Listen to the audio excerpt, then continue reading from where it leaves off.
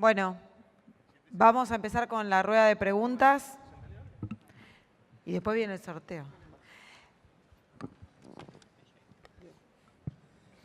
¿Arrancamos? Bien, Vamos. empiezo con la primera, para Federico. ¿Por qué crees que el uso de fertilizantes no se desgrava con impuestos, por ejemplo, ganancias? Y si sería esto una estrategia para promover el consumo de fertilizantes en la Argentina. Hola, ¿se escucha? Sí. Qué lástima. Igual hay que hablar bien cerquita para los que están online, que eso sí es Perfecto. lo que te toma. ¿Por qué creo? No lo sé. Digamos, esa es una política posible para promover una mayor inversión en fertilización. En parte, con el diferencial de IVA, digamos, se va en ese sentido. Se han discutido en el último año, 2 años, algunas normativas que van en el sentido en que lo plantea la pregunta. Ahora hace un tiempo que no escucho, pero la verdad que no puedo contestar yo por qué se hace o se deja de hacer. Desde lo personal o de una opinión personal, sí, creo que todo ayuda. Por lo cual ir en ese sentido ayudaría. ¿Es esa la solución a todos los problemas o tenemos que esperar que nos solucionen todos los problemas de esa manera? Definitivamente creo que no. Hay razones suficientes con el contexto y la reglamentación o las regulaciones actuales que muestran que más allá de todo hay resultados positivos de hacer, principalmente cuando uno mira ventanas de tiempo de mediano o largo plazo, de fertilizar más que lo que fertilizamos. Entonces, en resumen, sí seguramente ayudaría, pero cada uno tiene que poner su granito de arena, empezando por los que tomamos la decisión individualmente de fertilizar más o menos. Buenísimo, muchas gracias Federico. Una pregunta para Martín. ¿Existen empresas que otorguen un servicio integral de diagnóstico, muestreo de suelos, plantas y recomendación de fertilización? Creería que sí, que la hay, y me parece que es algo que está evolucionando, aunque el desafío es no imaginarnos que una empresa va a reemplazar la decisión. O sea, hay empresas que ofrecen todas estas herramientas de diagnóstico como para mejorar el nivel de información a la hora de tomar las decisiones, sí las hay. Pero el que tiene que armar la estrategia, qué información necesito, qué valor relativo le doy y cómo la voy a aplicar, es sin duda, en primer lugar, el que plantea el cultivo.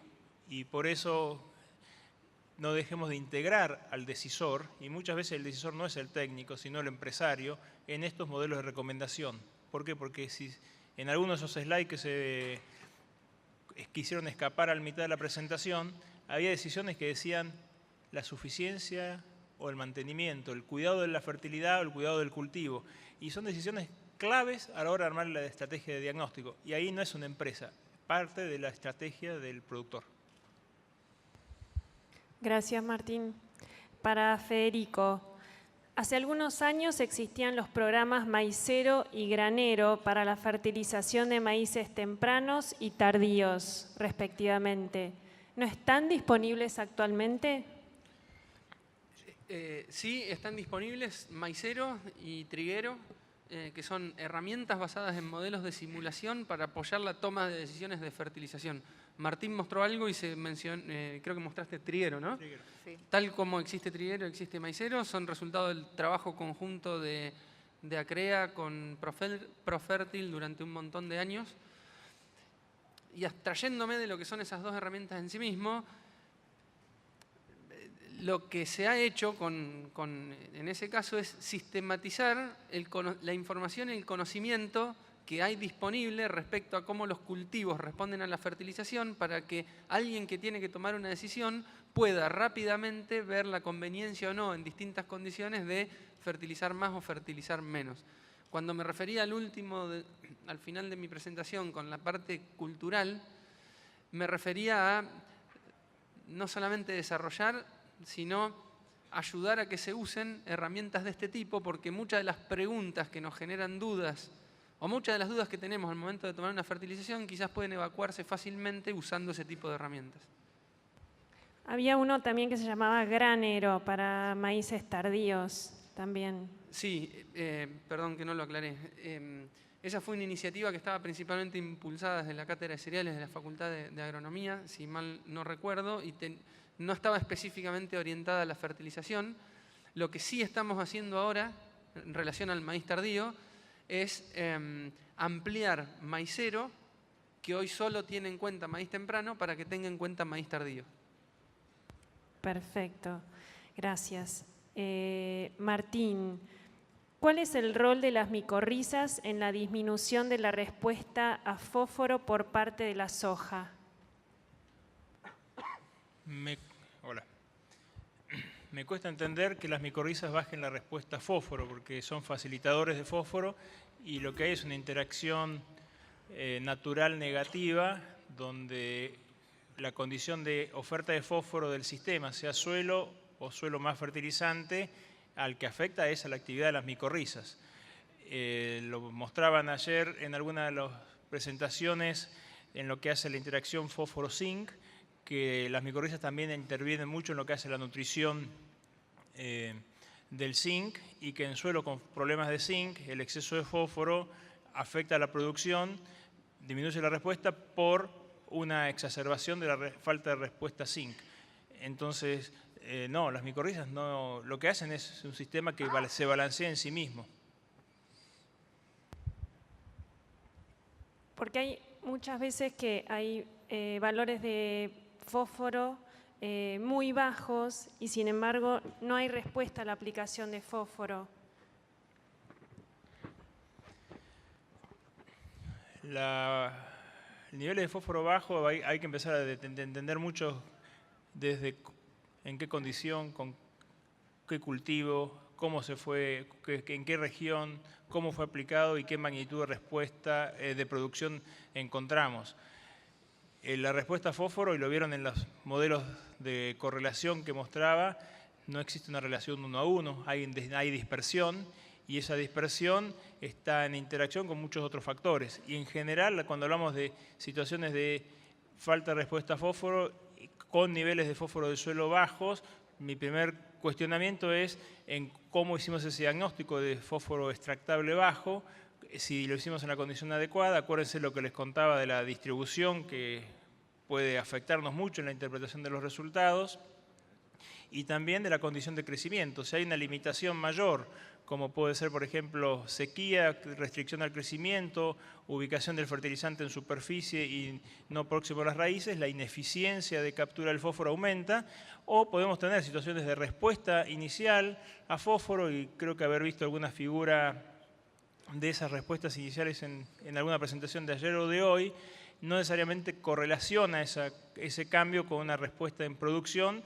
dependiendo de las condiciones de formación de rendimiento. Cuando hablamos de modelos de recomendación, sepamos que estamos manejando un sistema vivo, y en ese sistema vivo dirigido por la planta vamos a ir cubriendo etapas puntuales, y no estamos manejando un sistema seguro. Acá 2 más 2 puede ser 4, 3,8, 3,5, pero tenemos información importante para plantearnos que estamos en ese rango. Es muy extraño que teniendo todos los indicadores de respuesta, la respuesta no ocurra, y la primera pregunta que me haría es qué pasó en el sistema para que eso no ocurra, pero no para descartar que la fertilización o la práctica no estuvo funcionando, si tenía indicadores que sí, así lo sugerían. En Brasil, por ejemplo, si la respuesta a la inoculación no alcanza el 5% del resultado del cultivo, los investigadores no cuestionan la práctica, sino que cuestionan el cultivo. ¿Qué pasó en el cultivo que afectó que la respuesta no se haya expresado? Y normalmente encuentran,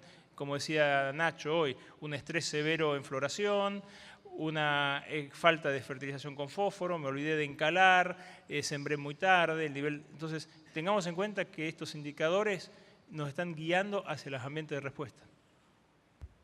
Bien, gracias Martín. Otra pregunta para Federico. Dice, aplicaciones tardías de algunos nutrientes, ¿no ayudarían a bajar el riesgo, ya que se tendría un mejor pronóstico del tiempo?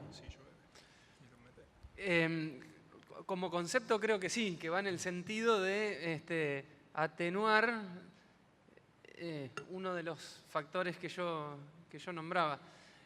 lo que me parece, y siguiendo la presentación de Martín, es que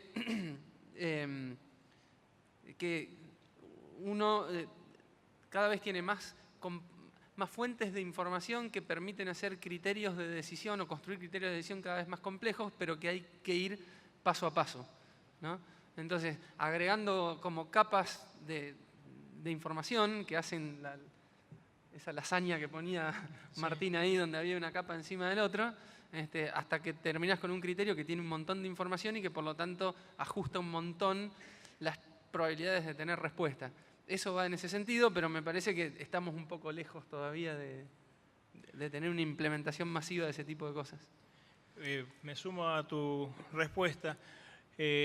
Coincido con Federico en la parte de la información y lo que nos está diciendo los modelos de recomendación, que dependiendo de cada nutriente y dependiendo de cada región, las recomendaciones de fertilización varían en su implementación, tanto desde el momento del muestreo como desde el momento de la aplicación.